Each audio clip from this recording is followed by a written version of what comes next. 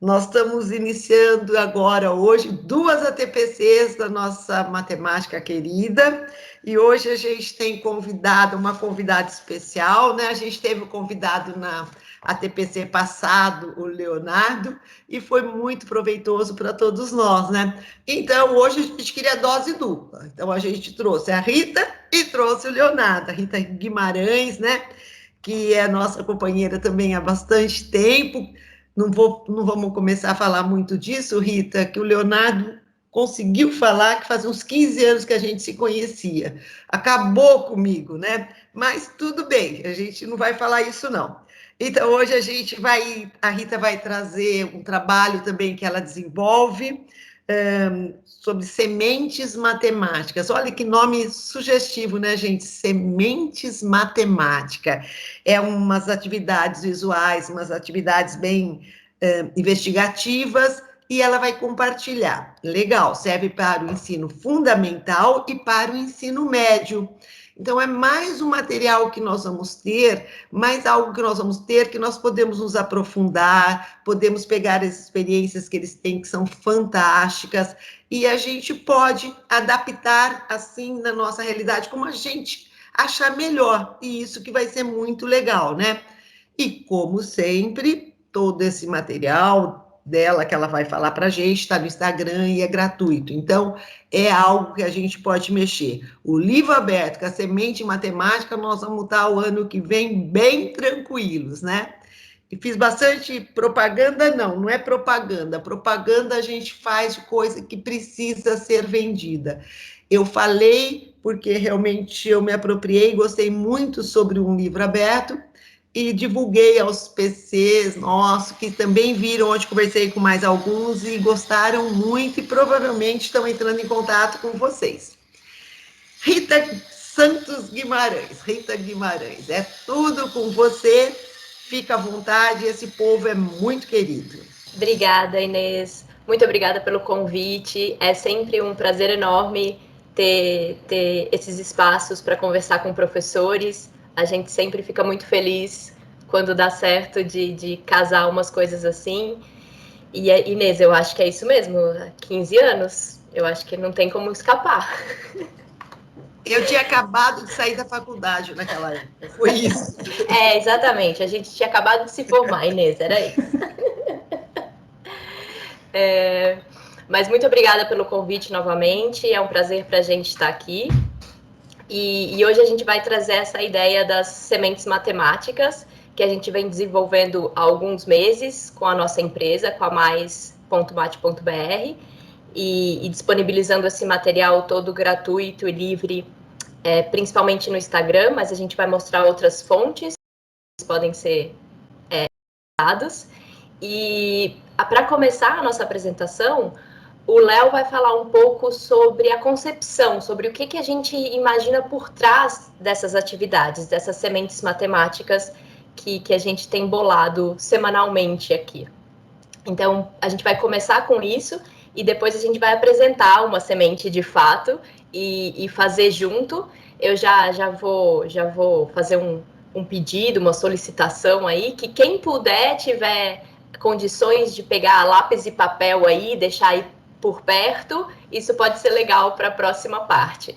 O Léo vai falar um pouquinho da concepção, então, enquanto isso, que é uma fase mais de escutar, vai lá, acha um papel, acha uma caneta aí, que vai ser engraçado, vai ser mais proveitoso a segunda parte, tá bom? Então eu vou passar a palavra agora para o Léo mostrar para gente. Bom dia, gente, para quem está presente nesse nosso encontro.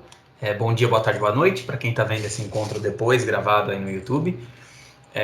Como a Rita mencionou, eu vou fazer essa parte inicial, apresentar os fundamentos, quais são os princípios por trás dessas sementes matemáticas, e depois ela vai propor algumas dessas sementes para vocês, algumas das atividades que são propostas nelas, para a gente resolver um pouco junto e vocês sentirem um pouco na pele o que a gente quer dizer com as sementes matemáticas.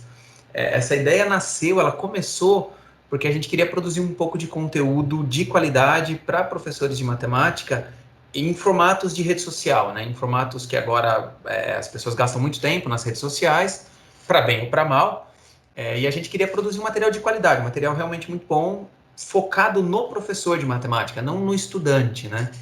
E aí a gente ficou quebrando a cabeça um pouco para tentar entender o que poderia ficar bom nesse formato, e conseguimos chegar nisso que eu vou apresentar para vocês e que a gente batizou de sementes matemáticas. O nome semente vem da ideia de que ela pode crescer muito, ela pode gerar muitos frutos, a gente já vai mostrar por que isso pode acontecer. Só que ela tem vários fundamentos, tem vários quase que são princípios pedagógicos que eu e a Rita acreditamos ou gostamos de defender, gostamos de tentar levantar as bandeiras, e que nos parece muito viáveis para a sala de aula. Então, eu vou apresentar esses princípios para vocês saberem o que está por trás, e depois a gente vê como que a gente transforma isso em, de fato, atividades para vocês, tá joia? Bem, são 5 princípios que eu vou mostrar para vocês. Eu vou mostrar, tem essa grande frase aí, esse grande enunciado, e depois eu vou comentar um pouquinho o que a gente quer dizer com isso, né? Então, o primeiro deles é que a matemática pode ser visual e concreta. Bem, esse princípio é especialmente bom para o Instagram, né? Que é basicamente baseado em fotos, ou imagens, ou desenhos, né?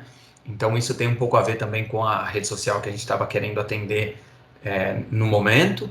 E é também, sim, uma concepção nossa de que tanto representações visuais quanto elementos mais concretos têm um papel muito importante dentro da aprendizagem de matemática, né? Os nossos conhecimentos são ancorados, são construídos a partir dessas experiências concretas, dessas experiências visuais.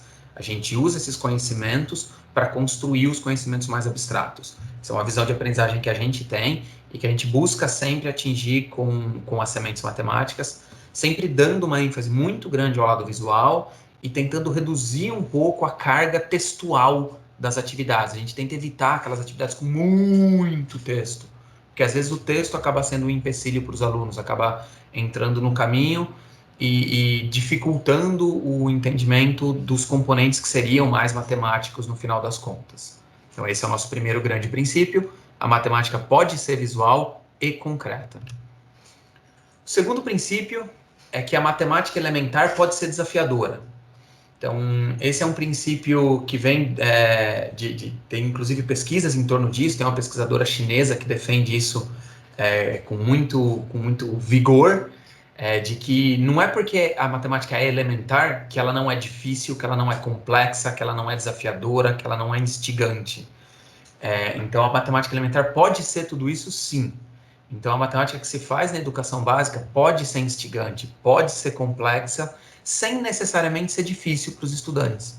A gente pode, usando os conceitos que se discute nos anos iniciais do ensino fundamental, nos anos finais do ensino fundamental, propor problemas muito instigantes e que são complexos a ponto dos alunos fazerem matemática, assim, de verdade, sabe? Matemática que daria orgulho a qualquer matemático.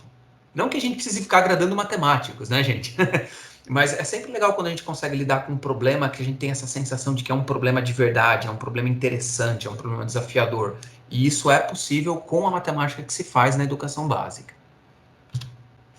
O segundo princípio é que bons problemas são os que permitem novas perguntas.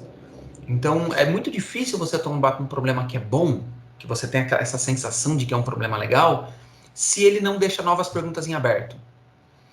Não é só a solução pontual que a gente está buscando, né? A gente quer mais do que isso. Então, mais do que achar uma resposta, o objetivo de um bom problema é instigar novas perguntas. É ali que você sente que o problema é de fato poderoso, quando outras perguntas começam a surgir na cabeça, mesmo que você não tenha tempo para responder todos, né? Como a gente está dizendo ali, como professor, não tenha medo de não conhecer todas as respostas. Isso faz parte da resolução de um bom problema. Então, inevitavelmente, vão surgir novas perguntas, vão surgir novos questionamentos. Alguns deles a gente não vai saber a resposta, vocês não vão saber a resposta, e é normal, não tem problema, isso faz parte da matemática. Um dos problemas que a Rita vai apresentar daqui a pouco para vocês já vai ter essa cara. Tem questões que a Rita vai mencionar que a gente não sabe a resposta ainda, mesmo já tendo pensado sobre ele há uns 5, 6 meses, mais até, para ser sincero. Então, não tem problema, isso faz parte, isso é bom. Outro princípio para a gente é que bons problemas podem ser resolvidos por vários caminhos.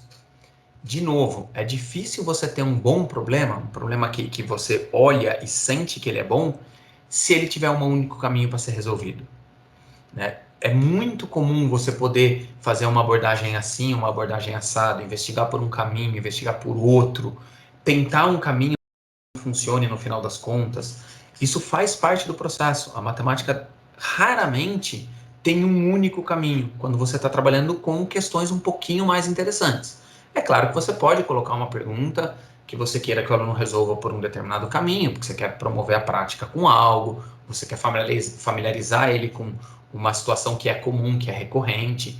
É claro que você pode ter questões que têm um único caminho para a solução, mas esses bons problemas normalmente permitem que vários caminhos sejam percorridos. As explicações e justificativas são mais importantes do que a resposta final. Então, a nossa sugestão é discuta e incentive os seus estudantes a apresentarem os caminhos que eles percorreram. Esses caminhos muitas vezes pegam a gente de surpresa, mas também permitem muita matemática. Explicar que caminho é esse, justificar porque esse caminho foi tomado, faz parte desse processo de fazer matemática. E o último princípio é esse daqui. É possível propor problemas acessíveis a todos. Esse é um dos princípios que a gente gosta de insistir, porque ele vai além das sementes, ele vai muito além das sementes, que a gente vai apresentar para vocês hoje, e é algo que a gente, é uma discussão que atinge pessoas em todos os níveis relacionados à educação. Embora a matemática formal, a matemática acadêmica, a matemática que o matemático faz na universidade seja hierárquica, você tem definições, você tem teoremas, você tem propriedades, e você precisa desses teoremas e propriedades para chegar em novos teoremas e propriedades. Você tem que apresentar a matemática dessa maneira, se você está fazendo matemática formal. Isso não é o caso da matemática na educação básica, isso é só um pedaço da matemática da educação básica. Na educação básica tem muitos conteúdos, muitos problemas que não precisam de tantos pré-requisitos assim. E quando você consegue apresentar um problema, uma atividade com poucos pré-requisitos, você consegue trazer uma quantidade maior de alunos para dentro daquela atividade, para participar dela. E embora em algum momento pode ser que apareça uma defasagem com algum conteúdo aqui e ali, pelo menos eles conseguem entrar na atividade e começar a se envolver com ela, começar a fazer algo, e aí quando essa defasagem aparecer, eles já estão envolvidos, e aí você consegue até usar o problema para eventualmente discutir essa defasagem. Então, pensar em problemas que permitam a vários alunos entrar na resolução é um bom caminho para a gente lidar, inclusive, com a deficiência em conteúdos que a gente sabe acontece. É normal que aconteça em muitas salas de aula, mas tem muita coisa legal que dá para fazer com não muitos pré-requisitos, tá? Isso é especialmente verdadeiro para o ensino fundamental. Lá no ensino médio as coisas começam a ficar um pouco mais dependentes uma da outra, mas mesmo assim a Rita vai apresentar aqui probleminhas daqui a pouquinho para vocês, e a gente tem no total, a Rita me corrija se eu estiver errado, mas são 21 sementes publicadas no momento, né, Rita? 20, hoje vai ser a 21ª. Olha só, a gente tem 20 e hoje, daqui a pouquinho, terça-feira, vai sair a 21ª e a gente deve publicar mais uma ou duas esse ano ainda. Então, nas sementes, elas foram pensadas para que os pré-requisitos sejam muito pequenos. O estudante consegue começar, consegue brigar com o problema sem precisar saber um monte de matemática já de cara, tá certo? Bem, esse é o quinto princípio, então, que eu tinha para apresentar. Falamos um pouquinho o que é as sementes. Agora eu vou passar a voz para a Rita, porque ela vai mostrar o que é esse negócio aí que a gente está chamando de semente, e a gente vai discutir duas delas com vocês, beleza, gente? Obrigada, Léo. Então, o que eu vou tentar fazer agora é trazer exemplos de tudo isso que o Léo falou. A gente discutiu muito esses princípios e a gente planeja bastante para poder criar essas sementes seguindo esses princípios.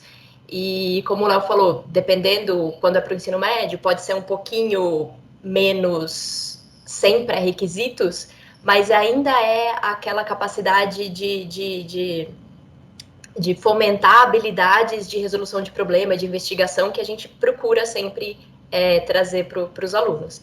Então, a primeira semente que eu vou mostrar hoje, espero que vocês tenham lápis e papel por aí, é a primeira semente que a gente criou. Então, é o nosso inicial aí, que deu origem a tudo isso. Então, eu vou começar a apresentar a tela aqui. O nome dessa semente matemática é Zerando o Quadrado.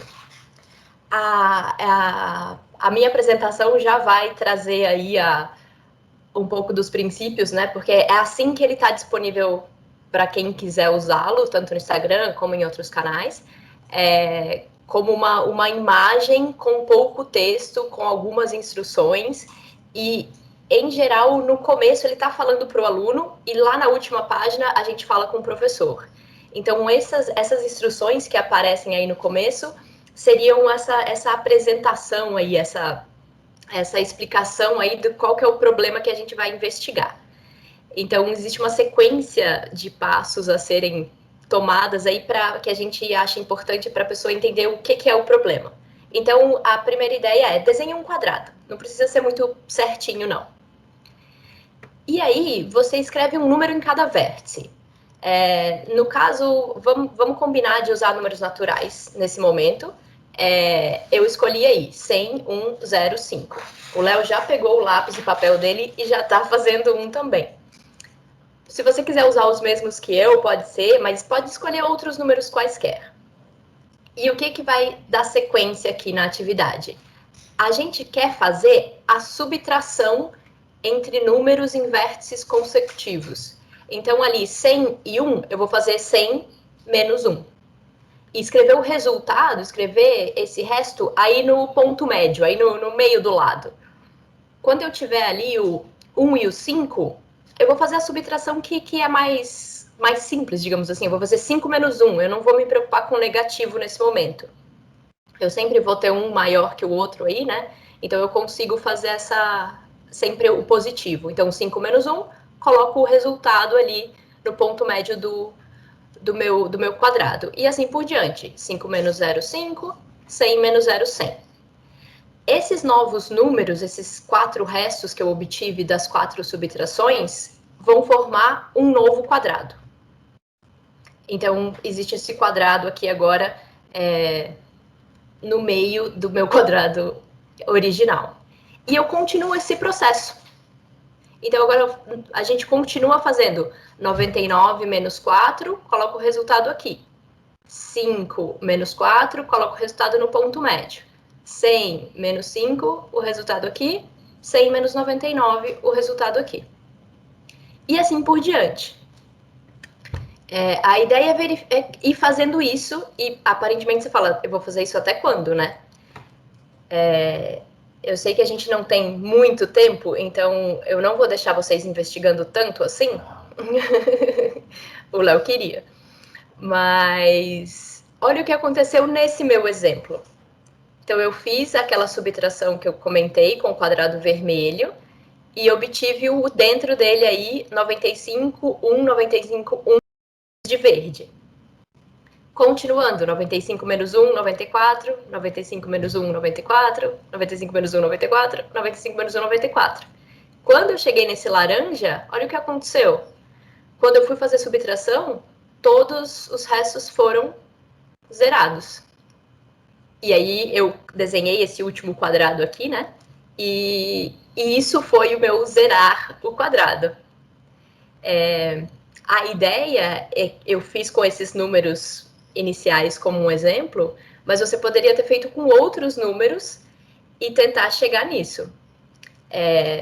Alguém conseguiu chegar em alguma coisa diferente disso? Eu vi que você chegou no 1, 2, 3, 4, no quinto. Eu também cheguei no quinto, no 0. Ah, que interessante, Inês. Posso só contar de um outro jeito, Inês? Só porque a gente fez a gente contou de um outro jeito. Tirando o quadrado original, quantos quadrados eu desenhei? 1, 2, 3, 4. Isso. Então, eu precisei fazer 4 ciclos. Foi o que você precisou também, Inês? 1, 2, 3, 4 ciclos. No quarto... Não. 1, 2, 3, 4, aí agora que vai dar o 2 menos 2, 0. Aí vai ser no... Será que eu contei errado? No quinto ciclo ou é no quarto? Alguém conseguiu com outro número de ciclos? O meu foi outro número que eu pus. Deixa eu ver quantos ciclos eu pus. Ô, gente, pode fazer. A Rita é boazinha. Ela é professora boa, ela é legal. O Léo tá levantando a mão. Acho que eu vou deixar ele falar. Pode falar, Léo. Você passou. Aqui, eu fiz um aqui e eu escolhi minha data de nascimento. Então, eu coloquei dia, mês, aí 1900, então eu coloquei 19 e depois 84. Então, ficou 30 do 7 de 19 e 84, fazendo a volta. E para mim, eu desenhei, além do quadradão inicial, eu fiz 1, 2, 3, 4, 5, 6 quadrados. Então foram 6 passos até zerar o meu quadrado. O meu foi 5, só que eu não pus data de nascimento, senão ia ter muito quadrado.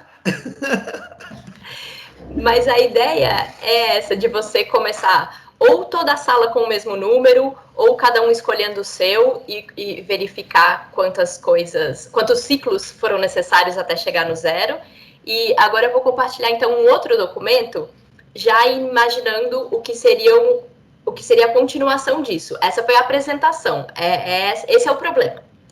Mas aí agora eu queria mostrar o que a gente pode... Ótimo. Então, esse daí é muito parecido com aquele que a gente estava fazendo, aquele que eu mostrei feito na semente.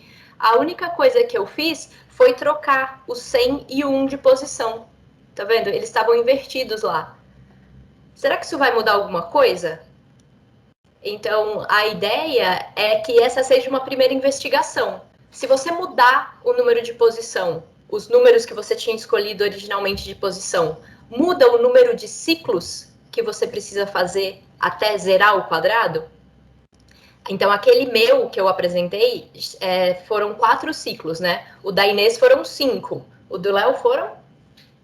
1, 2, 3, 4, 5, 6. 6. Se todo mundo agora alterar 2 valores aí, será que a gente vai conseguir a mesma quantidade de ciclos do quadrado original, do seu quadrado original? Então, nesse caso, eu troquei aqui e fui fazendo a mesma coisa. 99, 95, 5, 1. E fui continuando esse processo. Eu crio aqui outro quadrado. Então, lembra? Se a gente seguir o mesmo exemplo, né? Esse fica o nosso novo quadrado. E eu, assim por diante, eu vou colocando aqui as subtrações. Então, eu fiz aqui já, deixei pronto. Olha o que aconteceu.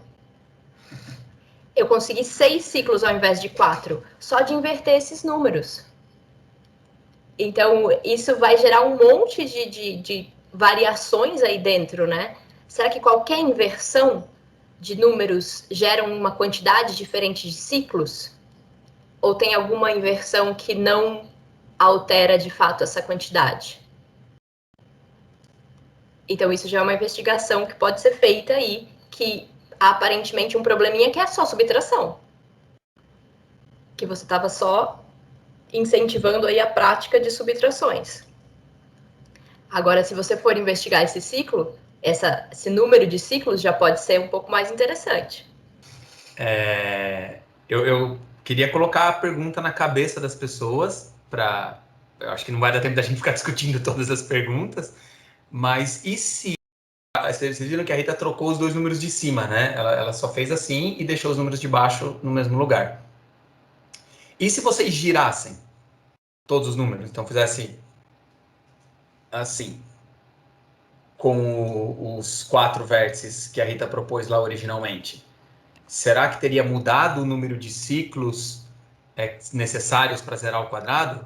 Que eu girei também, mas quando você só gira 2 números, a gente está alterando aquela subtração só naquela linha que não alterou, as demais subtrações se alteram. Porque antes era o 100 com 1 e o 100 com um 5. Depois continua o 100 com 1, mas aí continua 1 com o 5, né? Então, tem uma alteração. Agora, se você faz um giro completo, aí você está levando todo mundo na mesma. Eu acredito, né? Perfeito, Inês. É exatamente isso. Aí depende, né, Rita? Se a pessoa... É que não pode ser números repetidos, tem que ser números distintos, né? Não, não É porque se ele necessariamente. for, se a gente permitir a repetição, aí a gente vai poder ter mais algumas coincidências, né? Ah, sim, sim. Aí algumas coisas ficam menos evidentes na hora que você gira os números, né? Sim. Ô, Inês, eu fiz um aqui, ó, É. com o número 2, 8, 2, 8, 6 e 80. Deu certo. 2, 8, 6 e 80. Gerval, você fez 2, 8, 6, 80 no sentido horário, certo? Isso, sentido horário, exatamente. Perfeito. Aí, Quantos ciclos você precisou? deu 4 passos. 4 ciclos? 1, 2, 3, 4. E Para aí chegar você... no 0, deu 4. O Léo já tá resolvendo o seu. E você chegou a inverter 2 desses números ou alguns desses números para ver o que Não, não acontece? inverti, não. Super rapidinho dele. Legal o seu, Gerval. Você usou um número grande, né, o 80, mas ele zera super rápido. Exato, isso. 4 passos. Olha. Muito legal. 1, 2, 3, 4. Mas essa é a ideia, que dá para você investigar essas coisas. Mas dá para continuar e fazer coisas além disso. Olha a minha primeira sugestão aqui. E se a gente... Primeira não, né? Acho que já estou na segunda. E se a gente usar números consecutivos? Então, se ao invés de deixar livre, né? Escolha quaisquer 4 números, Eu acho que zero na pedi para ser primeira. isso. Zero na primeira, Inês? É porque vai dar 1, 1, 1, 1. Vamos ver? 1, 1, 1. Opa. Eu faço esse. Opa, desculpa. Aqui não deu 1 não, Inês. Deu? Acho que dá. Esse último aqui, ó. Ah, olha só que legal, tá vendo? Isso é muito importante, legal. Ele volta, ele retorna, muito bom, Rita. E aí? É, legal. Ali é o 0, ali é o 0, ali é o 0, mas ali dá 3. Isso. 3, Esse fica 3, certo? Isso. E aí eu formo o quadrado novamente e continuo de novo. E aí, o que vai acontecer agora? 2, 0, 2, 0, 0. 2. Aqui, eu tô nesse só aqui primeiro, Geval, 0 e aqui 2 mesmo. 2 aí. Perfeito. Então, mais um quadrado. Já tô no meu segundo ciclo. Vamos para o terceiro ciclo, que ainda não zerou. 2. Deixa eu fazer um pouquinho mais para cima. 2, 0, 2, 0. 0. 2. 0. Legal. Mas então posso completar isso aqui como mais um ciclo. Meus quadrados estão ficando ótimos, né, gente? Mas. E agora? 2, 2, 2 e 2. Ah, muito bom. Muito bom. Certo? E agora sim. Agora zerou. Agora zerou tudo. Legal. Muito 10. Ótimo, mas, né? Se a gente quiser pensar. Então, quantos ciclos foram? Só para a gente terminar esse aqui? 2, 3, 4, 5, 6, né? 3. Isso aí, 2, 3, 4, 5. Eu não estou contando o quadrado de fora, tá, Gerval? Isso pode ser definido, você pode escolher com seus estudantes só para a comparação ficar sempre igual, mas eu não estava contando o original. Então, 1, 2, 3, 4, 5 ciclos. Não, super legal. Mas se a gente quiser ir um pouquinho além, a gente pode... Ó, eu tinha feito já. A gente pode generalizar isso, por que não? Principalmente se a gente tiver com os alunos um pouco mais velhos do ensino dos anos finais ou até no ensino médio, né? O que acontece se a gente generalizar e fizer x, x mais 1, x mais 2, x mais 3, os meus consecutivos aí? O que isso vai gerar? Subtraindo vai dar o... Vai ficar só os números. Só os números, né? Exatamente, mas pode ser interessante para eles praticarem isso aqui, né? Ó. Então, ele vai ter que fazer essa subtração, vai ter que fazer essa, e notar que ele volta naquele ciclo 1, 1, 1, 3. E, na verdade, eu acabei nem dando tempo para vocês, né? Mas qualquer pessoa que escolheu outros números consecutivos e colocando no sentido horário, vai cair em 1, 1, 1, 3 e ter a mesma quantidade de ciclos, certo? Isso. Tudo bem? Tudo bem. E tem no anti-horário, tem diferença? Será, Inês? Porque o que é o anti-horário? Ficaria como?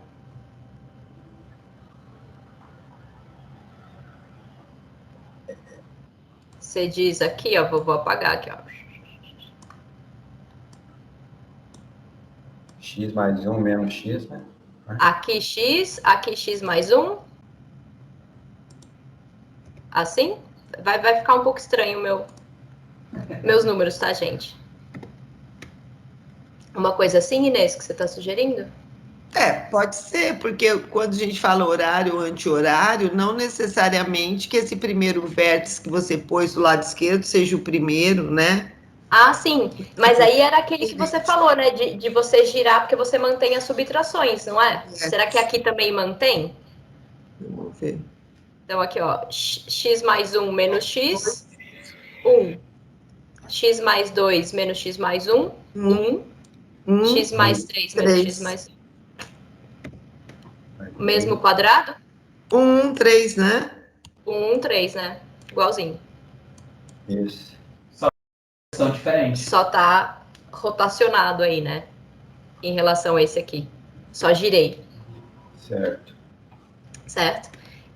E esse tipo de coisa acho que esse fica claro aqui, o item dos problemas que você pode expandir, que você pode fazer mais perguntas.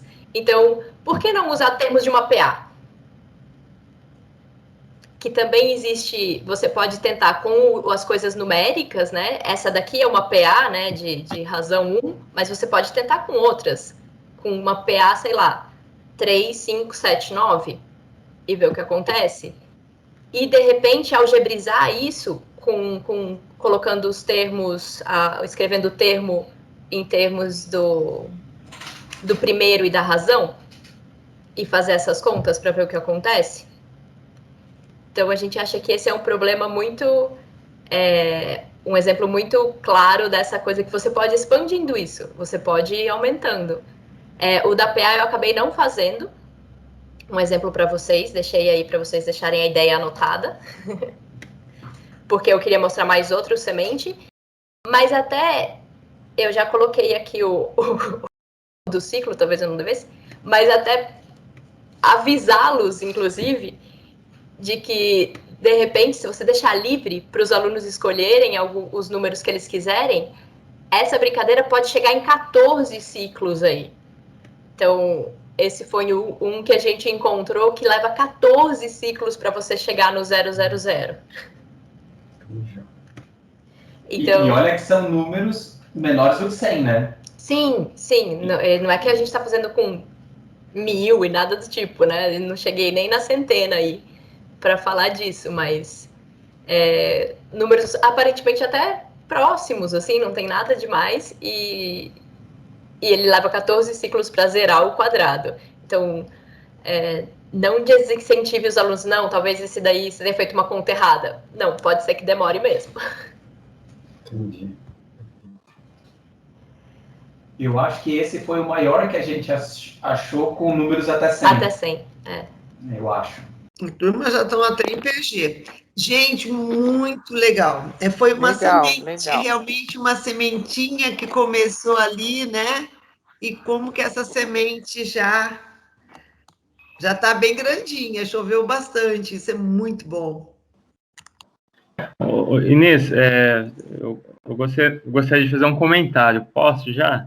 Pode, Fábio, você pode. Bom dia, pessoal. Gente, a minha pergunta para a Rita é a seguinte, mas uma das coisas interessantes é que o aluno perceba que a diferença entre os números, né, no processo de subtração, a diferença que importa, né? Porque se o número for muito grande, mas como vocês disseram, se for consecutivo, não vai mudar, vão ser os 5 ciclos, se eu não me engano, a gente fez. E aí, ele ter essa sacada de quando ele for construir, se ele quiser diminuir o ciclo, é uma sugestão minha, não provei isso, mas eu acho que, independente do número, se você aumentar a diferença entre eles, pode ser que dê mais ciclo, e se talvez diminuir, ou alguma coisa do tipo, ele vai ter que pensar nessa questão. E também, algo que não muda na ordem, na pergunta que a Inês fez, eu acho, Inês, que é como a gente sempre considera do maior para o menor, mesmo se for em qualquer sentido, não vai ter alteração. Agora, se a gente usar os negativos, como vocês tinham falado no começo que não usa, aí talvez o sentido faça toda a diferença também. Mas é uma opinião. Bem legal, Fábio. E eu acho que até na sua fala já dá para notar como você já está pensando em coisas, o que eu vou ressaltar com os meus alunos sobre pensar na diferença, sobre pensar nesse resto aí da subtração. E essa ideia do professor junto com os alunos e descobrindo coisas que podem ser discutidas ali e coisas que são aspectos da matemática que a gente quer desenvolver, essa flexibilidade, essa possibilidade de expansão, essa possibilidade de fazer investigações, e não cheguei na resposta certa, acabou, próximo problema. Então, como o Léo falou, Fábio, a gente não tem todas as respostas para dar sobre todas as perguntas que existem nessa atividade simples de subtração. Então, o próprio exemplo que o Gerval colocou para a gente de 2, 8, 6 e 80, apesar de ter o 80, que parece muito distante dos outros números, foram só 4 ciclos. Então, talvez não necessariamente colocar os números próximos vai diminuir tanto assim, tá vendo? Verdade, isso mesmo. Mas é muito legal, Rita, a questão do problema simples, porque às vezes a matemática assusta, e esse problema atrai o aluno por conta de ser tão fácil. Ele vai achar que é fácil, né? Ah, professor, isso eu sei fazer, mas dependendo dos comandos ou das nossas falas, a gente vai sofisticando e ele vai falando, caraca, eu não tinha pensado, e agora? Né, a gente vai criando um caminho. Deixa eu complementar essa fala do Fábio. Como você falou, né, Fábio? Esse problema dá para apresentar para alunos dos anos iniciais. O problema é perfeitamente compreensível, né? O processo, o contexto, o que deve ser feito, onde se quer chegar, é perfeitamente compreensível até mesmo para um aluno dos anos iniciais. A gente teve com esse problema em especial, a gente teve uma experiência de um sobrinho da Rita que gostou do problema. E ele ficou absolutamente encantado, simplesmente pelo fato de, em alguns cenários, demorar muito mais para zerar do que em outros cenários. Então, ele não fez nenhuma conjectura matemática, ele não sugeriu números consecutivos, nem uma PA, nem nada do gênero. Mas ele ficou absolutamente maravilhado, porque quando ele fazia com a data de aniversário do pai dele, demorava um monte para zerar, e quando ele fazia com o da mãe dele, zerava super rápido. Então, assim, eu não me lembro em que série que ele está agora, mas são anos iniciais. 9 anos. Tá? E a Rita mostrou, né, que dá para ir até PA agora, né? Então, assim, a gente consegue uma atividade que deixou um aluno de 9 anos interessado até progressão aritmética. É essa a ideia daquele princípio que eu tinha falado, né? Dá para começar sem muito pré-requisito e ir muito longe. Eu acho que o E aí a gente pode até, né, Rita, generalizar para PA. X mais a razão, X mais 2 razões, mais 3 razões, e aí a gente consegue... Exatamente, Inês. Exatamente. Esse eu já consegui fazer, Inês. Isso é ótimo. Gerval, você ia completar alguma coisa do seu exemplo? Não, eu só queria comentar o seguinte, a questão da subtração, talvez os alunos, né, nos anos iniciais, eles tenham dificuldades, tá? Agora, passando para o ensino médio, lá, se você começar a colocar as variáveis, eles vão sentir um pouco mais de dificuldade nesse sentido. Até porque eles têm uma certa dificuldade em fazer operações de números com letra. Você entendeu? Assim, não vamos generalizar, mas a gente vê pessoas no ensino médio tendo essa dificuldade lá no ciclo, né? Então, eu acho que só pontuar isso, mas é brilhante, ele é muito legal o processo, né? É fácil de entendimento, eu acredito, para eles, né? Nesse sentido. E acho que é importante, além da parte teórica, ver a parte prática também, né? Nesse sentido. Ou seja, ele vai partir de uma figura maior e vai chegar numa figura menor, né? Talvez eles possam ajudar eles no entendimento dessas operações. Ótimo. Então, deixa eu mostrar o que é a última tela, porque eu mostrei para vocês o que seriam as telas de apresentação, que seria a apresentação, inclusive, para os estudantes, para um eventual uso em sala de aula. Mas existe uma última tela do Semente, que a ideia é que seja com instruções para professores. E era basicamente o que eu estava sugerindo. Eu fui um pouco além. A gente não escreve tudo que a gente imagina aqui, porque tem um espaço limitado, e essa acaba sendo uma tela com muito texto, mas ela é voltada para o professor, com algumas ideias aí de avançar aí na exploração do problema. Então, a primeira coisa é isso, será que sempre serão 4 etapas até zerar o quadrado? E aí, como tinha gente que já tinha feito quadrado diferente, a gente já viu que não, a Inês ficou contando dela, né, para ver se eram 4 mesmo ou não era, pode não ser. Aí a variação dos números iniciais, dependendo de como você escolhe fazer isso, você já tem vários alunos fazendo números diferentes, variar a posição dos vértices e aí discutir os quadrados que foram feitos. A gente acrescentou aqui nessa apresentação essas especificidades de usar números consecutivos, de usar PA, de investigar essas coisas. Mas nos sementes que a gente publica, a gente põe uma página, né, uma das imagens, com essas ideias aí para o professor prosseguir depois de ter apresentado o problema. Eu fiz alguns exemplos aqui com PA, sempre dá 5 ciclos, e eu verifiquei, eu fiz 3 exemplos, tá? Dos 3 exemplos que eu fiz, sempre irão dar 5 ciclos. Eu não contei o primeiro quadradinho, tá, gente? Aquele quadradinho do início, tá? É isso mesmo? Maria Donizete, para verificar, por que não tentar com A, depois A mais R, onde R seria a sua razão, A mais 2R e A mais 3R? Legal. Generalizar. Interessante. Generalizar. Deixa eu pensar nisso. Espera aí. Já eu volto. Combinado. Eu tentei fazer, se fosse generalizar PG, né? É interessante, você faz x, x vezes q ao quadrado, x vezes q ao cubo, também você chega em algo interessante. Então, nesse momento, vamos falar para os ouvintes desse ATPC que vão estar nos ouvindo no futuro e tentarem fazer. Mostrar que para uma PA qualquer você zera em exatamente 5 ciclos. Fica o desafio, pode apertar o pause aí, pessoal. Então, na verdade, a gente acabou pegando 2 extremos. O próximo exemplo que eu vou apresentar para vocês é o último semente que a gente lançou semana passada. Então, é o Sementes Matemáticas número 20, que foi o da semana passada, que a gente chamou de soma dos ângulos internos.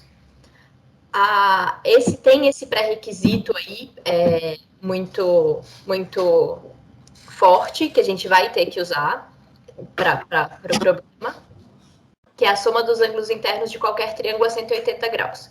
Então, no ensino médio, isso é um conteúdo que geralmente eles já viram, né? Então, a gente deixou esse como um bem específico de ensino médio. A gente vai tentar descobrir, a gente vai tentar usar esse conhecimento aí para descobrir a soma dos ângulos internos de outros polígonos convexos. Então, de novo, é a apresentação da atividade, que agora vai ser um pouquinho mais chato de vocês resolverem aí, mas ainda daria. A ideia é, tendo um pentágono aí, você consegue traçar diagonais que não se cruzem para formar triângulos? Então, eu quero formar triângulos aí dentro do meu pentágono, traçando diagonais que não se cruzam. A gente fez uma outra imagem com algumas instruções sobre o que é permitido e o que não é. Então, se você fizer esse primeiro, essas duas diagonais aqui, beleza, triângulo, triângulo, triângulo, e elas não se cruzam. Se você só desenhar uma, isso não é suficiente, porque essa figura, deixa eu ver se eu consigo marcar ela aqui, eu acho que eu consigo. Essa parte aqui, ó, daqui tá vendo? Dá pra ver? Uhum. Essa parte aqui, ó, não é um triângulo, né? Isso aqui é um quadrilátero. Então, isso aqui não tá terminado, digamos assim, não é assim. Essa outra aqui, ó, as diagonais se cruzaram, não é isso que eu quero. E essa daqui também é uma possibilidade. É diferente dessa, mas também é. Eu tenho um triângulo aqui, um aqui, um aqui. Certo? Então, essa é a instrução primeira aí para o aluno tentar dividir um pentágono em triângulos com essas diagonais que não se cruzam, usando algumas diagonais que não se cruzam. Na sequência, a mesma coisa para esse hexágono. Então, tentar traçar algumas diagonais aí que não se cruzam. Eu poderia fazer assim, eu poderia fazer assim.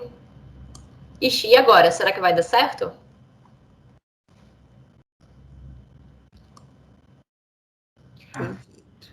Tudo bem, né? Consegui. Então, todas as minhas retas, né? Com muitas aspas aqui. Todos esses meus segmentos aqui são diagonais. E eu tenho um triângulo, 2, 3, 4. Então, a gente fez com um pentágono. E agora aqui com esse hexágono. Na sequência, a gente vai para um heptágono. Consigo dividir ele em triângulos usando diagonais?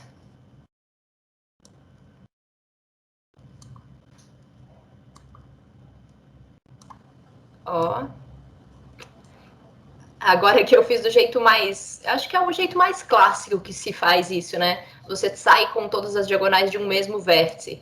Eu quis até fazer o anterior de um jeito diferente, porque não precisa ser. Ainda tem como fazer sem serem todas as diagonais do mesmo vértice. Mas aqui também funciona. Então, o meu heptágono tem 7 lados aqui.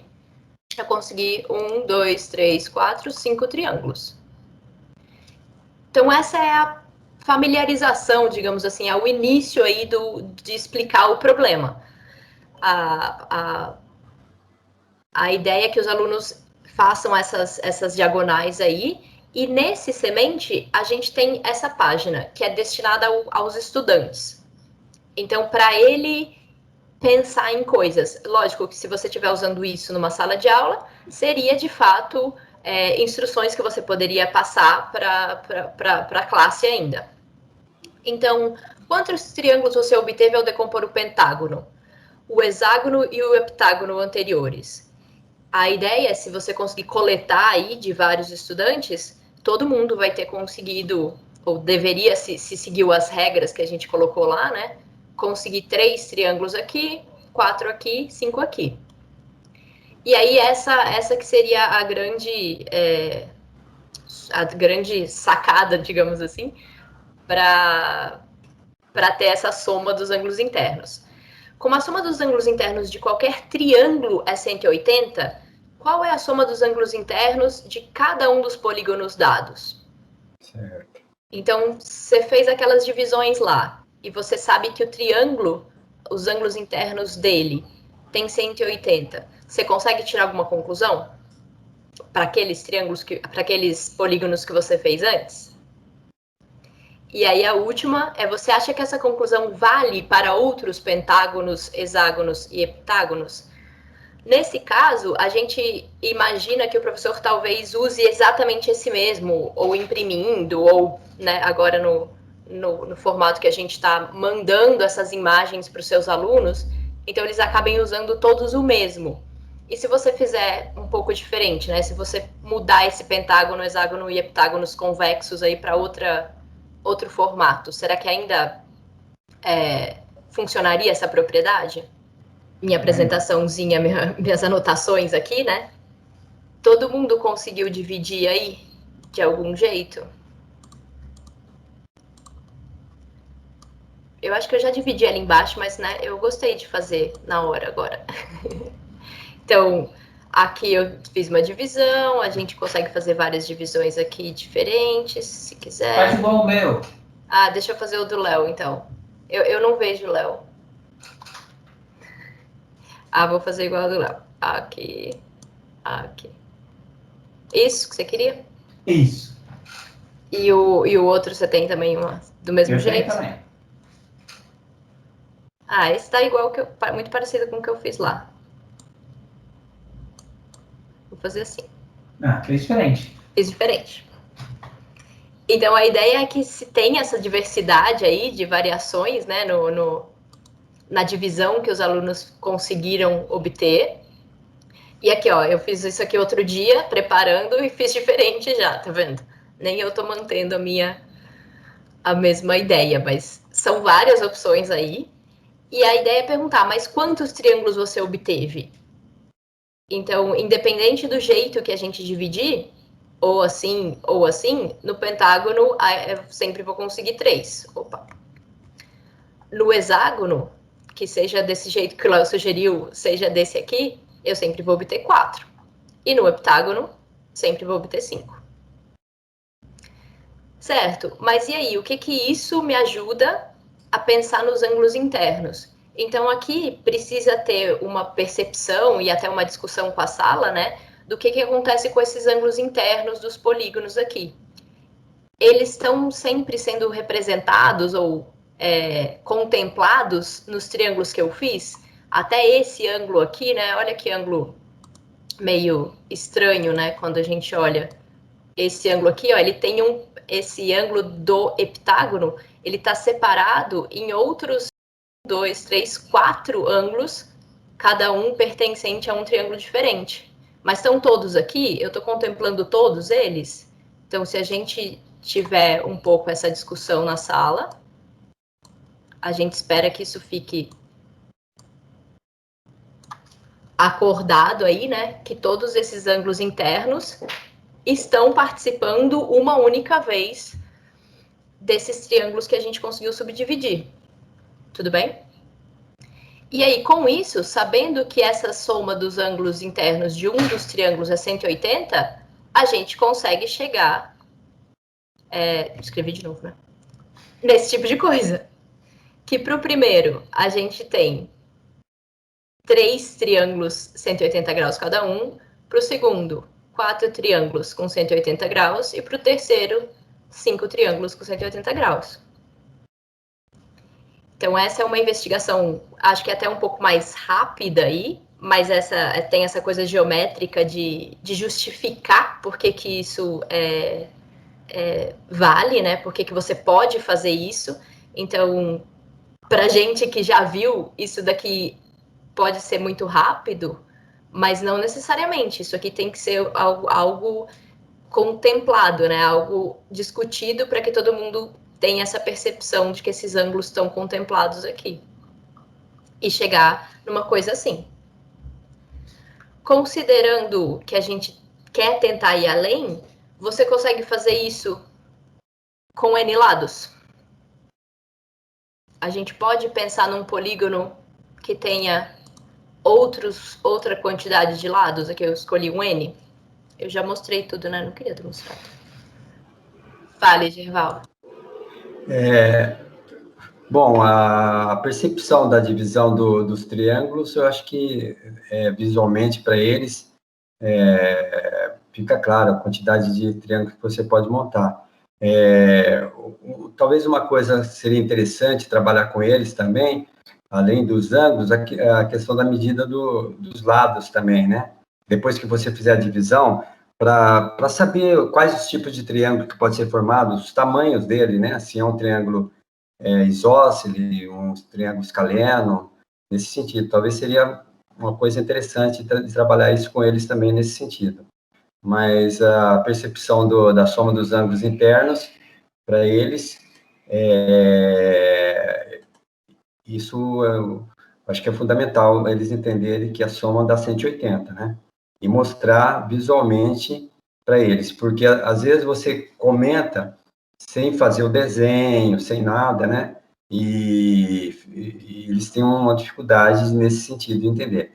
Mas você fazendo o desenho, eu acho que fica claro.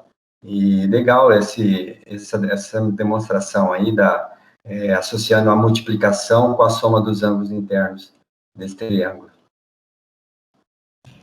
Eu acho que nessa semente, né, a gente não está se preocupando em mostrar a soma dos ângulos internos do triângulo serem 180. A gente tem uma outra semente com isso, o que foi feito um pouquinho há algum tempo atrás, mas você está certo, né, Gerval?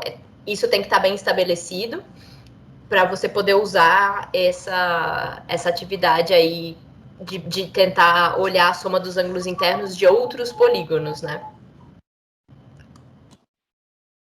É legal, Rita, Obrigado. que você colocou, assim, né? Eu acho que isso aí poderia, essa semente, porque quando a gente faz, não é bom.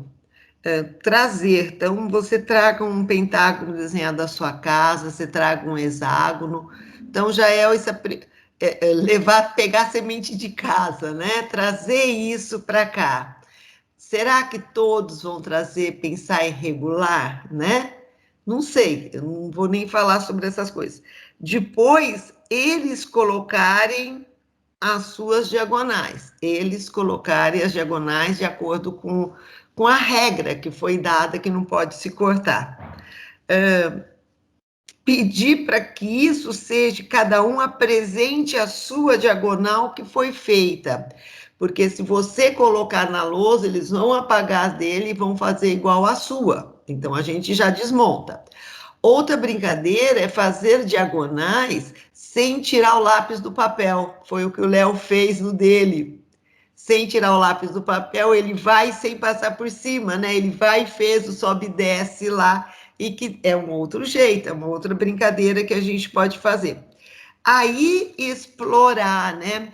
Eu não sei, Gerval, eu achei legal a gente poder explorar triângulos aí, que tipo de triângulo que é, mas eu tenho que tomar cuidado só um pouquinho de não perder o meu foco aonde eu tô. Porque, conforme você colocou muito bem, você falou, o importante é ele ver 180 graus. Então, essa semente tem que ser plantada antes. Nesse momento, 180 graus, é só ela. Depois a gente vai, aqui ele precisaria ter um conhecimento que é diagonal. Nada como uma aula invertida para trazer essas diagonais, o que é uma diagonal para a gente. Aí você dá brincadeiras de não tira do papel para fazer, para ver que tipo que sai.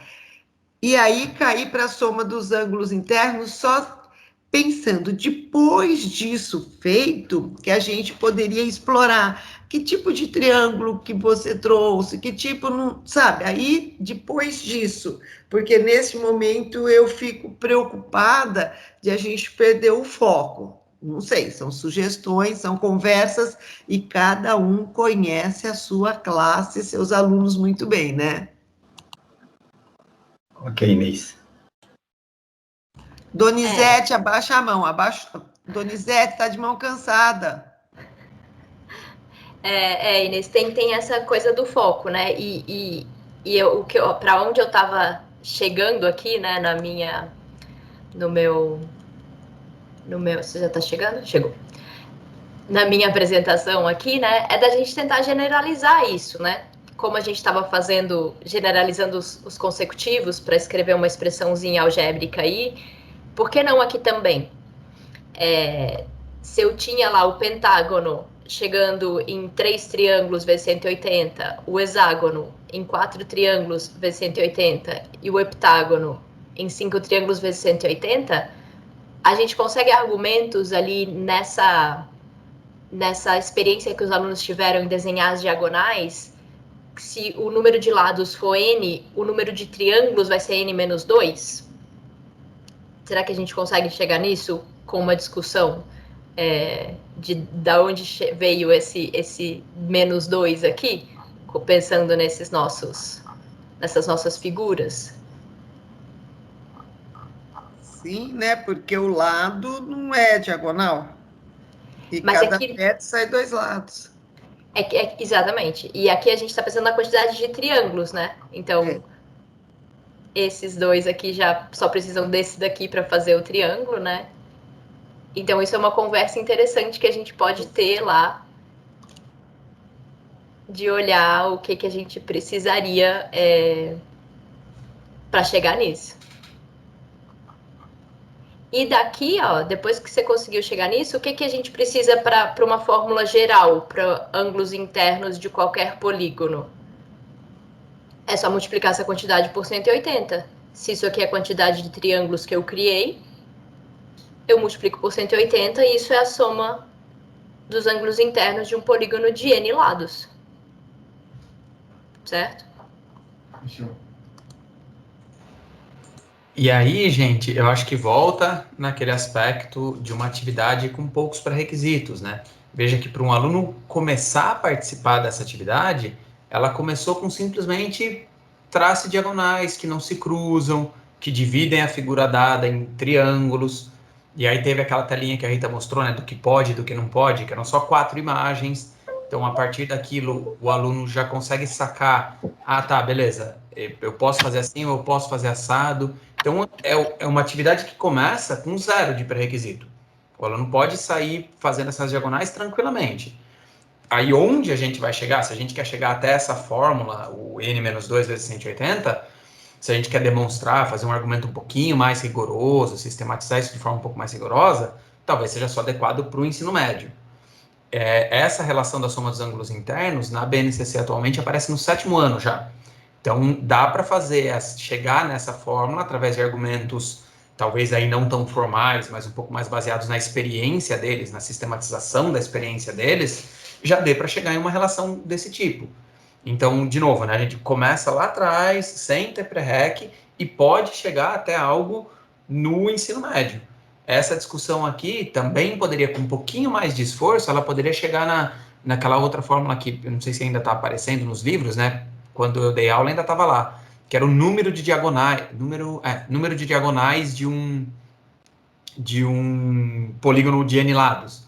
Também, o argumento, com um pouquinho de extensão disso aqui, você chega nesse argumento também, que é um argumento de combinatória, um argumento um pouco mais sofisticado e tal. Então, mas partindo de uma atividade que o início é muito suave. O aluno consegue fazer algo quase que sem conhecimento matemático nenhum. E aí, onde você vai conseguir chegar, você que dosa, de acordo com a sua turma, de acordo com a idade dos seus alunos, de acordo com o que eles sabem, o que eles dominam, você consegue dosar até onde você vai chegar.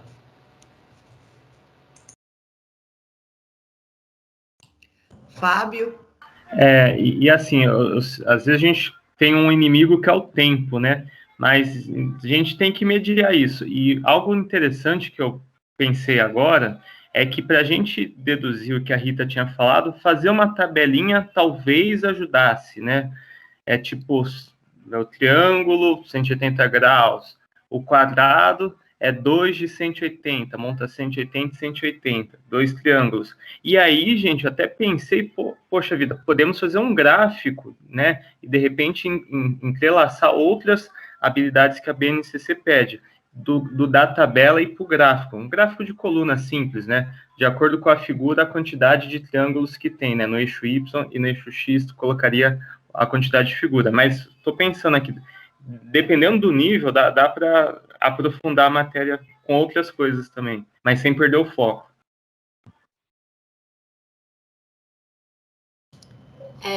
Legal, Fábio. Legal essa ideia mesmo de fazer a tabela e vendo o que acontece, né? Essa tabela pode ser até mais completa aí, né? Em termos de número de lados, número de triângulos, e aí a soma dos ângulos internos. Então, isso pode ser bem legal mesmo, de montar com os alunos para ter essa percepção do N-2, mesmo que não seja um argumento tão formal como o Léo sugeriu. Você está compartilhando a tela ainda, Rita? Eu quero mostrar a última. É por isso, tudo bem. Então, essa que eu passei para vocês foi a do estudante, e a gente tem a última aí, com sugestões para o professor, né? Que aqui na nossa reunião a gente tem tempo limitado. Eu não fiz exatamente, mas a ideia é que tenha algumas sugestões de como usar isso em sala de aula ou com os alunos, né? De reunir a conclusão dos estudantes sobre quantos triângulos eles conseguiram dividir cada um dos polígonos, justamente para criar essa discussão de foram 3 no pentágono, independente das diagonais que a gente traçou, desde que seguissem aquelas regrinhas. Depois discutir se a gente tivesse, né, uma figura com um polígono com mais lados do que 7, e se a gente tivesse 8. Você consegue desenhar e também começar a montar? Ou já a tabela, por exemplo, poderia ser um instrumento melhor para investigar isso? E aí fazer essa relação desse número de triângulos internos que a gente conseguiu com a soma dos ângulos internos dos respectivos polígonos. Então tem essa última tela aí do semente para sugerir esses itens um pouco mais organizados aí do que poderia se fazer com isso. Então, bem, a minha tela anterior, né, a última tela que eu tinha apresentado era essa, né, que era o último princípio do semente. Agora, na verdade, o que eu queria mostrar para vocês é falar um pouquinho. Gostou, acharam legal, curtiram a ideia das sementes matemáticas? Então eu queria mostrar os espaços que a gente tem onde a gente está disponibilizando esse material, né? A gente tem mantido eles em 2 sites, esses 2 que eu estou mostrando aqui para vocês. O segundo é o Instagram da nossa empresa, da Mais Educacional. Eu vou acessar aqui para vocês darem uma olhadinha só como que ficou. Aqui. Então, se você acessar lá, instagram.com/mais.educacional, você vai ter os sementes todos postados aqui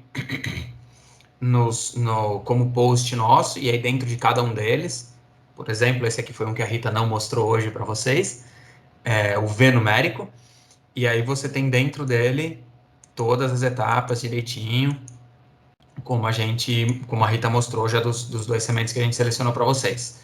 E esse V numérico é um que eu acho interessante, porque a gente fez 3 vezes o V numérico. A gente fez o V numérico 1, 2 e 3. E aí, eles foram subindo em idade.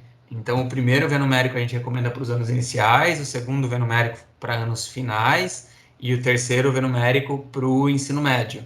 Então, é o mesmo problema, simplesmente avançando pouco a pouco, tá? Então, se vocês curtiram, entra lá, acompanha, segue a nossa página. Toda terça-feira a gente posta um novo. Hoje vai ter, já está prontinho. Daqui a pouco a Rita vai postar já no Instagram. E aí você pode acessar as imagens direitinho. Só que no Instagram tem um probleminha, né? Você não consegue fazer o download das imagens tão fácil, né? O Instagram protege um pouco as imagens dele. Então, a gente criou um site onde aí você pode baixar todos os sementes de maneira um pouco mais fácil. Então, esse é o site oficial, é a casa oficial das sementes, a galeria de sementes. E tá aqui, tá nesse endereço, mais.mate.br/sementes. Então, para quem quiser acessar, pode entrar lá. E aí, aqui você tem disponível, então, aqui tá indicado, né? A gente também faz uma versão em vídeo para o YouTube, mas ele é originalmente para o Instagram, ele fica mais coerente com o Instagram do que com o YouTube. E aí aqui você pode navegar filtrando por nível de ensino, então você pode clicar aqui, aí você vai ver só os de ano inicial, só as sementes de anos finais e só as sementes de ensino médio, tá certo? Vou deixar aqui anos finais selecionado, pode ver todas também, né? E depois para cada um deles, você tem 3 opções para fazer download.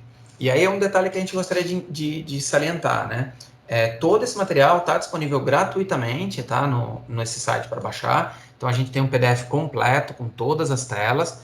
Depois tem o PDF só para estudante, que a gente tira a telinha do professor, né? Especialmente para esse momento de ensino remoto, o PDF para estudante pode ser útil, né? Que você pode mandar o arquivo direto para os estudantes e guarda a discussão do professor para você. E depois você pode baixar um pacotinho com as imagens. Então, cada uma das imagens separadamente. Então, tem cada uma das telinhas que compõem o semente como uma imagem isolada, e aí você seleciona qual você quer usar, ou até mesmo você abre essa imagem no seu programa de edição de foto aí e remove algum elemento que você queira e aproveita só um pedaço. A gente é super tranquilo quanto a isso, pode utilizar os sementes, está lá no rodapé, está lá falando que pode usar do jeito que vocês quiserem, como vocês quiserem, da maneira como vocês imaginarem. Usos em sala de aula são permitidos e incentivados. E se você fizer um uso, a gente ficaria super grato se você puder contar para a gente como foi essa experiência, tá? Então aqui você pode navegar à vontade e a gente está implementando aqui uma organizaçãozinha deles por nível de ensino, depois tem grande tema, depois alguns conteúdos que aparecem de maneira mais clara na semente, e a gente tem listado habilidades da BNCC que tem a ver com aqueles que a gente consegue identificar, né? Então, por exemplo, o V numérico número 2 tem a ver com contagem, e aí ele aparece tanto no 8º ano do ensino fundamental, quanto no ensino médio.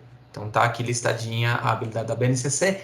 Em breve, a gente vai ter uma busquinha por habilidade. Então, você vai poder colocar a habilidade que você quer e ele exibe só as sementes que tem a ver com aquela habilidade.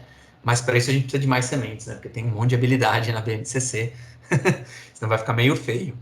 Então, aqui você consegue ter uma noção geral de todos os que estão disponíveis. E aí você tem alguns, por exemplo, esses daqui são dos anos iniciais do ensino fundamental e tem a ver com deslocamento no plano. Então, é uma semente que, do ponto de vista de conteúdo, é bastante simples, como se deslocar no plano e como você faz para traçar certos caminhos e tal. Só que, dentro desse mesmo contexto, a gente tem 2 sementes que foram criadas baseadas na mesma ideia, mas exigindo habilidades um pouquinho diferentes do estudante. A gente tem coisa com número binário, como a Rita falou, soma dos ângulos internos aqui de novo aparecendo, multiplicação, representações visuais para multiplicação, probabilidade, e por aí vai, álgebra, zerando quadrados, que a Rita apresentou para vocês agora há pouco. Então, estão todos eles disponíveis aqui para download para quem estiver interessado. Tá joia? Bem, era isso que eu tinha para mostrar. Os sites estão aqui agora bem grandões na tela, para quem quiser anotar, para quem quiser visitar. E acho que a gente abre para perguntas de novo, né, Rita? Eu só queria fazer um comentário, rapidinho, Gerval, que essas sugestões, tanto de nível para você usar, né, se vai ser dos anos finais ou do ensino médio, ou se vai ser, ou se, dependendo do objeto do conhecimento aí que você quer tratar, né, são sugestões mesmo, e eu acho que, como a Inês falou, cada professor conhece a sua turma e pode querer usar até de forma mais rápida, né? A gente imagina que alguns sementes vão ocupar, sim, uma aula inteira e, dependendo do que o professor quiser, até mais do que uma aula, mas outros podem ser relativamente rápidos, se você quiser revisar alguma coisa, ou se você quiser só ter uma atividade extra de algum tópico que você viu que parte da turma estava com dificuldade. Então, essas sugestões, essas menções, tanto especificamente do nível de ensino como da habilidade, elas não aparecem nas imagens. Então, não é que se você mandar para os seus alunos, eles, o professor está me dando uma coisa dos anos iniciais. Isso não aparece, porque a gente sabe que dependendo da turma que você está, você tem coisas que você quer fazer, que você quer reforçar e que vão ser importantes para eles depois. Então, isso não está mencionado nas imagens que podem ser baixadas, nos PDFs que você consegue baixar aí. Então, só para isso ficar claro, que isso são sugestões nossas, mas que não estão explícitas, não estão escritas lá nas imagens dos PDFs.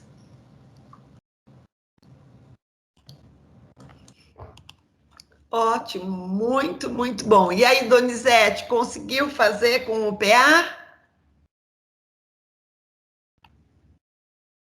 Donizete? Gente, eu sou devagar. Calma aí. Não, mas se não conseguiu, eu já peço para a Rita fazer lá no jornal dela lá, como chama? No jornal. Olha, com a mesma sugestão que ela deu lá de fazer A mais R, A mais 2R, A mais 3R, eu chego nos mesmos 5 ciclos, né? Então, por exemplo, quando eu tenho razão igual a 1, eu tenho 5 ciclos. Quando eu tenho razão 3, por exemplo, eu também tenho 5 ciclos. Se eu tiver uma razão R, eu também vou ter 5 ciclos. E aí? É isso mesmo. Eu cheguei nessa parte, até é isso. Ó. Donizete, quando você escreve X mais R, quando você escreveu esse A pode ser qualquer número, né? Isso. E o R pode ser qualquer razão. O importante, na hora que você escreve X, X mais R, X mais 2R, você está escrevendo, generalizando todas as PAs que possam existir.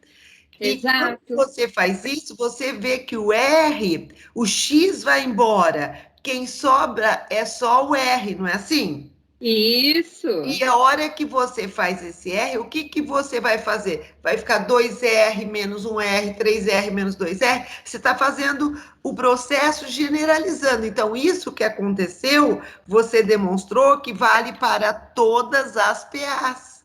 Exato. Parabéns, a mais estrelinha. Você tenta fazer, se isso aí fosse uma PG, e você, em vez de você subtrair, você dividisse, generaliza uma PG, mas divide, vê o que dá. Vai dar legal. Mas, gente, está aí aberto para todos vocês falarem, poder agradecer. Eu quero agradecer a Rita, o Leonardo, vocês são maravilhosos. Amei, né? Isso é muito gostoso. E é gostoso a gente se envolver. Eu falo, se cativa a gente, é com isso que a gente vai cativar as nossas crianças, né? E quando uma colocação, até o Fábio colocou também, quando a gente fala em fazer tabela, isso me deixa, parece que é mais uma coisa para elas. Mas você generalizou quando você pôs os passos do professor. O professor vai ouvir, vai fazer as suas anotações, os seus registros, e desse registro que ele chega à conclusão, né? Porque quando a gente parece que vai falar assim, Fábio, vamos fazer uma tabela, parece que eu estou pondo mais coisa que é necessária para ser feito. Porque tabela é algo matemático, e se tabela é algo matemático, parece que é mais um passo que eu tenho que fazer, né? E, na verdade, a tabela ela só vai ser por uma certa ordem no que foi colocado, né? Então, isso é muito legal. Parabéns. E está aí aberto para os meus queridos colegas. Agora vocês podem abrir a carinha de vocês todos para falar.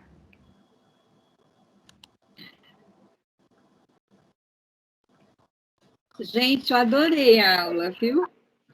Eu não vejo a hora da aula acabar aqui, porque eu quero entrar lá no Mais Matemática. Preciso fazer uma recuperação, vou tirar de lá. Aliás, nós, professores, precisamos de ideias, viu? Ultimamente, eu não sei se é o cansaço, gente, eu estou assim com as ideias fracas. Parece que eu não consigo criar quase nada mais, de tanta canseira que a gente está. Então, a gente aceita de bom coração tudo que vier. E a Inês, graças a Deus, entende a gente nessas partes aí, né? A Inês e o auxiliar dela agora, né? Que eu não sei o nome. O Fábio. Né? Fábio. Eu aprendo, viu, Fábio? Eu chego lá. Yasmine.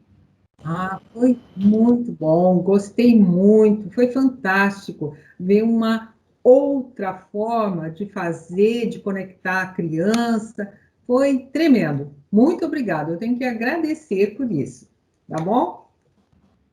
Gerval. Obrigadão, obrigada, Maria Donizete, obrigada, Yasmine. Quero agradecer a Rita, o Leonardo, a Inês e a participação de todos os professores aí, desse compartilhamento aí, né, bastante instrutivo. E só para a gente está vivendo esse momento da pandemia, e eu tenho visto bastante no centro de mídia, são, às vezes, algumas situações, e alunos reclamando com relação à rapidez da aula, né? 40 minutos, a gente entende horário, tudo, e só que o centro de mídia está sendo muito bom, porque eles estão trabalhando a parte lúdica das atividades, dos conteúdos, né? Com bastante exemplo prático, coisas assim do cotidiano, do dia a dia, tá? Muito interessante as aulas, mas mesmo assim os alunos têm dificuldades nesse entendimento, e quanto mais atividades tiverem, que é o caso do projeto de vocês aí, é muito interessante, é bem-vindo para os alunos, vai acrescentar bastante. É importante que vocês continuem compartilhando todas essas experiências aí para os professores, e, consequentemente, nós seremos um multiplicador para os alunos, para que eles possam ter evolução aí na aprendizagem. Obrigado pela boa aula. Obrigado. Obrigada, Gerval, obrigada mesmo. Essa é a ideia, então vamos multiplicar as sementes. Mais alguém quer colocar alguma coisa? Inês, eu gostaria de falar, eu acho que o mal do professor é esse negócio de falar, né? A gente fala muito, credo, né? Às vezes a gente fala demais. Mas como complementando o que foi falado, as ideias são importantes, as ideias simples, porque nós, professores, a gente vai acumulando muitos conhecimentos, e às vezes a gente passa muito potente para o aluno no sentido de complexidade, né? E quando temos ideias para simplificar, é óbvio, né? Depois a gente vai aprofundando, mas essa ideia para simplificar dá uma tranquilidade na hora de trabalhar com o aluno, na hora de começar os conteúdos, e o próprio nome Sementes, eu achei que vocês tiveram muita criatividade e mandaram muito bem. Realmente, para a árvore ficar grande, alguns alunos não chegarão a construir árvores, né? Por projetos de vida ou por preferência, eles vão parar na semente. Mas a semente precisa ser interessante e legal, né? E a ideia da semente tá ótima. É super interessante, e para nós que estamos acostumados, como disse o professor, a gente é bem carregado de conteúdo, desde a faculdade, desde as formações, e às vezes a gente precisa parar para falar, poxa vida, esse negócio simples talvez dê certo. E eu entendo, né? A nossa correria às vezes não dá tempo da gente preparar isso. E quando a gente recebe a semente, é excelente. Eu gostei muito, Inês. E agradeço ao Leonardo e à Rita pelo tempo aí. Foi fantástico, né? Os alunos, com certeza, quando a gente for implementar isso, vão amar. É isso, Inês. Ai, que legal. Que é isso aí, né, Fábio? Não, eles vão germinar, assim, germina um pouquinho. Fábio, sabe o que é legal? É assim, gente, é tipo de aula que você não quer que acabe, você quer mais. É isso que nós temos que chegar, né? Não é aquele tipo de aula cansativo. E o gostoso disso é igual que a gente estava participando. Eu não sabia, a gente não sabe o que vai acontecer. É isso que nós, professores de matemática, temos que passar para as crianças. Não sei o que vai acontecer. Vamos investigar junto? Eles falaram que chegaram até quantas lá do primeiro? 14. 14, entendeu? Eles chegaram em 14, Fábio, mas eu vou investigar se eu não vou chegar a mais. Você entendeu isso? Então, é isso que tem que aguçar, né? É isso aqui, não é porque ele falou que é 14, é 14. Enquanto ele não demonstrar isso para mim, eu não vou acreditar. Já que eu não consigo generalizar, eu vou tentar fazer. Então, é isso que a gente tem que estar fazendo. E a gente deve ir com uma aula com um objetivo que eu vou trabalhar, aonde eu pretendo chegar. Mas como eu vou desenvolver isso na aula, depende de como a resposta que vem das minhas crianças, né? Eu sempre falo para vocês, gente, não vão com aula preparada. Eu tenho que estar com a aula planejada. E quando eu chegar lá, aí que eu vou deslanchar, com aquela resposta que sai. E é isso que é gostoso, né? Gente, estou muito feliz, eu quero agradecer imensamente vocês. E esses professores, meus colegas queridos, são maravilhosos, sempre junto, né? Tem gente que prometeu uma semente aí de uma tal de amora branca, mas não chegou, mas tudo bem. Mas eu quero agradecer vocês imensamente, Léo, Rita, vocês são maravilhosos. Gente, vocês estão vendo duas crianças aí, não estão? São 2 doutores, tá? A gente nem fica falando assim, doutores, mas são 2 doutores em matemática muito queridos. Parabéns para vocês. Deus continue abençoando vocês. Beijo para vocês. Obrigada, Inês. Obrigada, pessoal. Foi muito legal. É muito bom poder compartilhar essas coisas com vocês. Pode voltar quando quiser. Agora, esse ano, acho que não vai dar mais, mas o ano que vem já está combinado, né, gente? E, pessoal, fiquem à vontade para espalhar sementes, tá? Manda o link para os colegas, segue a gente. Esse é um jeito até de ajudar a gente a ficar estimulado e continuar postando, criando as sementes, compartilhando com vocês. Segue lá no Instagram, manda para os colegas que a gente vai ficar super feliz já. Joia. Tchau, gente.